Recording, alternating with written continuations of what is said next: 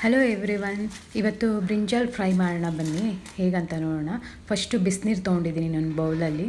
ಅದಕ್ಕೆ ಈ ಬ್ಯಾಡಗೆ ಮೆಣಸಿನ್ಕಾಯಿ ಮತ್ತು ಇನ್ನೊಂದು ಖಾರದ ಮೆಣಸಿನ್ಕಾಯಿ ಎರಡೂ ಸಹ ಹಾಕ್ಕೊಂಡಿದ್ದೀನಿ. ಇದನ್ನು ಒಂದು 10 ಮಿನಿಟ್ಸ್ ಹೀಗೆ ಬಿಸಿನೀರಲ್ಲಿ ನೆನೆಸೋಕೆ ಇಡಬೇಕು. ಸೊ ಈಗ ಮಸಾಲೆಗೆ ರೆಡಿ ಮಾಡ್ಕೊಳ್ಳೋಣ. ಸೊ ಅದು 10 ಮಿನಿಟ್ಸ್ ಆಯ್ತಲ್ಲ. ಸೊ ಇವಾಗ ಏನು ಮಾಡಿದೆ, ಅದು ಮೆಣಸಿನ್ಕಾಯಿನ ಹಾಕ್ಕೊಂಡು ಮತ್ತು ಒಂದು ಗಡ್ಡೆ ಒಂದು ರೌಂಡ್ದು ಉಂಡೆ ಬೆಳ್ಳುಳ್ಳಿ ಹಾಕ್ಕೊಂಡೆ, ಮತ್ತು ಜಿಂಜರ್ ಶುಂಠಿನೂ ಸಹ ಹಾಕ್ಕೊಂಡೆ.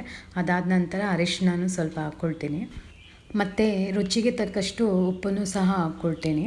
ಸೊ ಎಷ್ಟು ಬೇಕಾಗುತ್ತೆ ಅಷ್ಟು ಹಾಕೋದು. ನನಗೆ ಸ್ವಲ್ಪ ಉಪ್ಪು ಲೈಟಾಗಿ ಒಂದು ಸ್ವಲ್ಪ ಜಾಸ್ತಿ ಇರೋದು ಚೆನ್ನಾಗಿರುತ್ತೆ. ಅದಾದ ನಂತರ ಜೀರಿಗೆನೂ ಸಹ ಹಾಕ್ಕೊಳ್ತೀನಿ.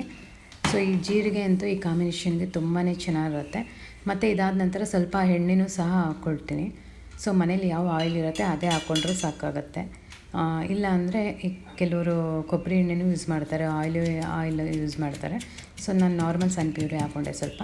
ಇದನ್ನೆಲ್ಲ ಚೆನ್ನಾಗಿ ಕುಟ್ಕೋಬೇಕಾಗತ್ತೆ. ಸೊ ಒಂಥರ ತರಿ ಥರನೂ ಇರಬೇಕು, ಸ್ವಲ್ಪ ನೈಸ್ಗೂ ಇರಬೇಕು, ತುಂಬಾ ನೈಸ್ ಬೇಡ. ಸೊ ಈ ಥರ ನಾವು ಕುಟ್ಟಿ ರೆಡಿ ಮಾಡ್ಕೊಳ್ತೀವಲ್ಲ ಮಸಾಲೆ, ತುಂಬಾ ಟೇಸ್ಟಿಯಾಗಿರುತ್ತೆ ನೋಡಿ. ಸೊ ಆ ಬದನೆಕಾಯಿ ಅಂತೂ ಅಷ್ಟು ಟೇಸ್ಟಿಯಾಗಿರುತ್ತೆ. ಒಳ್ಳೆ ಫಿಶ್ ಹೇಗಿರುತ್ತೆ ಫ್ರೈ ಮಾಡಿದಾಗ ಅದೇ ಥರ ಅನಿಸುತ್ತೆ. ಸೊ ಇದನ್ನು ನಾವು ನೀಟಾಗಿ ವಾಶ್ ಮಾಡಿಕೊಂಡು ಒಣಗಿರೋ ಬಟ್ಟೆಲಿ ಒರೆಸ್ಕೊಂಡು, ಸೊ ಅದನ್ನು ಈ ಥರ ರೌಂಡಕ್ಕೆ ಕಟ್ ಮಾಡ್ಕೋಬೇಕಾಗತ್ತೆ, ಸ್ಲೈಸ್ ಥರ. ಬಟ್ ಏನೋ ತುಂಬ ದಪ್ಪನೂ ಮಾಡಬಾರ್ದು, ತುಂಬ ತೆಳುವೂ ಮಾಡಬಾರ್ದು, ಒಂದು ಮೀಡಿಯಮ್ ರೀತಿಯಲ್ಲಿ ನೀಟಾಗಿ ಇದೇ ರೀತಿಯಲ್ಲಿ ಕಟ್ ಮಾಡ್ಕೋಬೇಕಾಗತ್ತೆ. ಇಲ್ಲಾಂದರೆ ಉದ್ದನೂ ಸಹ ಕಟ್ ಮಾಡ್ಬೋದು, ಹಗ್ಲಕ್ಕೆ ಬರುತ್ತೆ ಉದ್ದಕ್ಕೂ. ಈ ಥರ ಮಾಡಿದ್ರೆ ಸ್ವಲ್ಪ ಜಾಸ್ತಿ ಕ್ವಾಂಟಿಟಿ ಇರುತ್ತೆ. ಸೊ ಆವಾಗ ಮನೇಲಿ ಒಂದು 4 ಜನ 5 ಜನ ಇದ್ದರೂ ಸಹ ಆಗುತ್ತೆ. ಸೊ ಇಲ್ಲ ಉದ್ದಕ್ಕೆ ಕಟ್ ಮಾಡ್ತೀನಿ ಅಂದರೆ ಒಂದು 4 ಪೀಸ್ ಇಲ್ಲ 5 ಪೀಸ್ಗೆ ಅದು ಇದಾಗುತ್ತೆ. ಸರಿ, ಇವಾಗ ಈ ಥರ ರೌಂಡಕ್ಕೆಲ್ಲ ಸ್ಲೈಸ್ ಮಾಡ್ಕೊಂಡಲ್ಲ, ಇದನ್ನು ಇವಾಗ ನಾನು ಕ್ರಾಸ್ ಆಗಿ ಸ್ವಲ್ಪ ಹಾಗೆ ಚಾಕಲ್ಲಿ ಇದು ಮಾಡ್ಕೊಳ್ತೀನಿ. ಸೊ ಇದು ಮಾಡಬೇಕಾದ್ರೆ ಏನಂದರೆ ನಾವು ಬರೀ ಸೆಂಟ್ರಲ್ಲಿ ಮಾತ್ರ ಈ ಥರ ಮಾಡ್ಕೊಂಡ್ರೆ ಆಗುತ್ತೆ. ತುದಿಯಲ್ಲಿ ಲಾಸ್ಟಲ್ಲಿ ಕಟ್ ಮಾಡ್ಕೋಬಾರ್ದು, ಮೇಲೂ ಸಹ ಕಟ್ ಮಾಡಬಾರ್ದು, ಸೆಂಟ್ರಲ್ಲಿ ಈ ಥರ ಮಾಡ್ಕೋಬೇಕಾಗತ್ತೆ. ಸೊ ಈ ಥರ ಎಲ್ಲನೂ ಈ ಥರ ಸ್ಲೈಸ್ಗೂ ಈ ಥರ ಮಾಡಿದಾಗ ಏನಾಗುತ್ತೆ, ಆ ಮಸಾಲೆಗಳು ಹಚ್ಚಿದಾಗ ನೀಟಾಗಿ ಎಲ್ಲ ಕೋಟ್ ಆಗುತ್ತೆ ಇನ್ಸೈಡೆಲ್ಲ. ಸೊ ಈಗ ನೋಡಿ ಎಲ್ಲ ಮಸಾಲೆ ಎಲ್ಲ ರೆಡಿ ಇರುತ್ತಲ್ಲ, ಅದನ್ನು ನೀಟಾಗಿ ಇದಕ್ಕೆಲ್ಲ ಕೋಟ್ ಮಾಡ್ಕೊಳ್ತೀನಿ. ಸೊ ಇದನ್ನು ನಾನು ಡೀಪ್ ಫ್ರೈ ಮಾಡಲ್ಲ, ಹಾಗೆ ಒಂದು ತವ ಇಟ್ಬಿಟ್ಟು, ಕೆಲವರು ತವ ಆದರೂ ಇಡ್ಬೋದು, ನಾನು ಫ್ರೈ ಪ್ಯಾನ್ ಇಟ್ಬಿಟ್ಟು ಅದರೊಳಗೆ ಶಾಲು ಫ್ರೈ ಮಾಡ್ತೀನಿ. ತುಂಬ ಜಾಸ್ತಿನೂ ಎಣ್ಣೆ ಬೇಕಾಗಲ್ಲ. ಸೊ ತವ ಫ್ರೈ ಅಂದರೆ ತುಂಬಾ ಚೆನ್ನಾಗಿರುತ್ತೆ. ಸರಿ ಅಂದ್ಬಿಟ್ಟು ಈಗ ನೋಡಿ ಎಲ್ಲ ಮಸಾಲೆ ಎಲ್ಲ ನೀಟಾಗಿ ಎಲ್ಲ ಹಚ್ಕೊಂಬರ್ಬೇಕಾಗತ್ತೆ ಈ ರೀತಿ. ಸೊ ಇದಾದಮೇಲೆ ಒಂದು 2-3 ನಿಮಿಷ ಇಟ್ಟರೆ ಸಾಕಾಗುತ್ತೆ ಇದನ್ನು ಹೀಗೆ. ಸೊ ಇದಾದ ನಂತರ ಸರಿ, ಈಗ ಬಿಸಿ ಮಾಡೋದಕ್ಕೆ ಇಟ್ಟಿದ್ದೀನಿ ಫ್ರೈ ಪ್ಯಾನು. ಇದಕ್ಕೆ ಸ್ವಲ್ಪ ಎಣ್ಣೆ ಹಾಕ್ಕೊಂಡೆ. ಸೊ ನೀವು ಅದೇ ನಾನ್ ಸ್ಟಿಕ್ಕಲ್ಲಿ ಮಾಡಿಕೊಂಡ್ರೆ ತವದಲ್ಲಿ ಜಾಸ್ತಿ ಎಣ್ಣೆ ಬೇಕಾಗಲ್ಲ, ಬಟ್ ಇದು ಸ್ಟೀಲ್ ಆಗುತ್ತೆ, ಸ್ವಲ್ಪ ಜಾಸ್ತಿ ಎಣ್ಣೆ ಹಿಡಿಯುತ್ತೆ.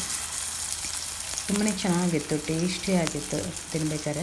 ಈ ಥರ ಮಾಡಿಕೊಟ್ರೆ ಬದನೆಕಾಯಿ ಅಂತಲೇ ಇದು ಗೊತ್ತಾಗಲ್ಲ, ಅಷ್ಟು ಚೆನ್ನಾಗಿರುತ್ತೆ. ಒಂದು ಸಲ ಮನೇಲಿ ಮಾಡ್ಕೊತೀನಿ ನೋಡಿ ಇದೇ ರೀತಿ.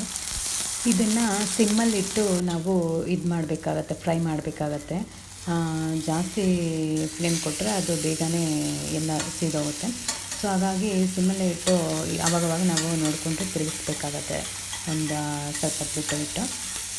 ಸೊ ಅದಾದಮೇಲೆ ಇದನ್ನು ಅದ್ರ ಮೇಲೂ ಸ್ವಲ್ಪ ಪ್ರೆಸ್ ಮಾಡಬೇಕಾಗತ್ತೆ, ಆವಾಗ ನೀಟಾಗಿ ಎಲ್ಲ ಚೆನ್ನಾಗಿ ಫ್ರೈ ಆಗುತ್ತೆ, ಬೇಗನೆ ಬೇಯುತ್ತೆ ಪ್ರೆಸ್ ಮಾಡಿದ ತಕ್ಷಣ. ಆ ಒಂದು ವೇಟಿಗೆ ನಾವು ಒಂದು ಸ್ಪೂನು ಮತ್ತು ಹಲ್ಲೆ ಇಟ್ಕೊಂಡು ಅದ್ರ ಮುಖಾಂತರ ನಾನು ನೀಟಾಗಿ ತಿರುಗಿಸ್ಕೊಳ್ತಾ ಇದ್ದೀನಿ.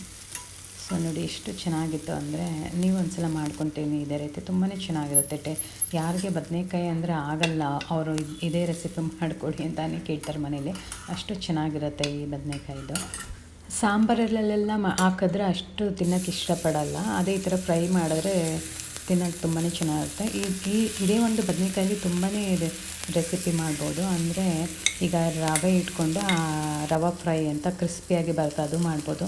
ಮತ್ತು ಕಡಲೆ ಹಿಟ್ಟು ತೊಗೊಂಡು ಅದನ್ನ ಡಿಪ್ ಮಾಡಿ ಮಸಾಲೆ ಎಲ್ಲ ಹಾಕಿ ಅದರಿಂದನೂ ಶಾಲು ಫ್ರೈ ಮಾಡ್ಬೋದು.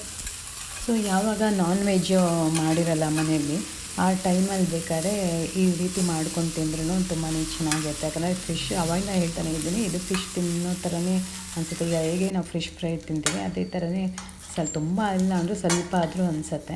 ಸೊ ನಾನ್ ವೆಜ್ ಇಲ್ದಿರ್ಬೇಕಾದ್ರೆ ಇದನ್ನು ಮಾಡಿಕೊಂಡು ತಿಂದಾಗ ಅಷ್ಟು ಚೆನ್ನಾಗಿರುತ್ತೆ. ಸೊ ನಾನ್ ವೆಜ್ ತಿನ್ನೋರಿಗೆ ಈ ಥರ ಮಾಡಿದ್ರೆ ಚೆನ್ನಾಗಿರುತ್ತೆ ಅಂತ ನಾನು ಅಂದ್ಕೊಳ್ತೀನಿ. ಸೊ ನೋಡಿ ಅದು ಯಾವ ರೀತಿ ಅದು ಫ್ರೈ ಆಗಿದೆ. ಅದೇ ಸಿಮ್ಮಲ್ಲಿ ನೀಟಾಗಿ ಇಟ್ಕೊಂಡು ಸ್ಲೋಗೆ ನಾವು ಅದನ್ನ ಅವಾಗವಾಗ ತಿರುಗಿಸಿ ಈ ರೀತಿ ಮಾಡ್ಕೋಬೇಕಾಗತ್ತೆ. ತುಂಬ ಫಾಸ್ಟಾಗಿಟ್ಟು ತುಂಬಾ ಸಿದೋಗುತ್ತೆ.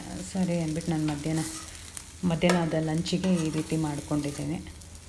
ಸರಿ, ಒಂದು ರೌಂಡ್ದು ಒಂದು ಪ್ಲೇಟದಾಯ್ತಲ್ಲ, ಅದನ್ನೆಲ್ಲ ಎತ್ತಿಟ್ಟೆ. ಅದು ಹಸ್ಬೆಂಡ್ ಬಂದಾಗ ಅವ್ರು ತಿನ್ನೋದಕ್ಕೆ ಸರಿ ಅಂದ್ಬಿಟ್ಟು ಇನ್ನೊಂದು ಏನು ಮಾಡ್ಕೊಂಡಿದ್ದೆ ಅದು ನನಗೆ ಹಾಕೊಳ್ಳೋಣ ಅಂದ್ಬಿಟ್ಟು. ಸೊ ಈಗ ಅನ್ನ ಸಾಂಬಾರು ಹಾಕ್ಕೊಂಡಿದ್ದೀನಿ, ದಾಲ್ ಕರಿ ಹಾಕ್ಕೊಂಡು ಅನ್ನ ಹಾಕ್ಕೊಂಡು ಮತ್ತು ಇದು ಸೊಪ್ಪಿನ ಪಲ್ಯ, ಹೆಸ್ರು ಕಾಳು ಹಾಕಿ ಸೊಪ್ಪು ಪಲ್ಯ ಮಾಡಿದ್ದೆ. ಅದು ತುಂಬಾ ಚೆನ್ನಾಗಿತ್ತು ಈ ಕಾಂಬಿನೇಷನ್ ಊಟಕ್ಕೆ, ಲಂಚಿಗೆ. ಥ್ಯಾಂಕ್ಸ್ ಎಲ್ಲರಿಗೂ ಈ ವಿಡಿಯೋ ನೋಡಿದ್ದಕ್ಕೆ.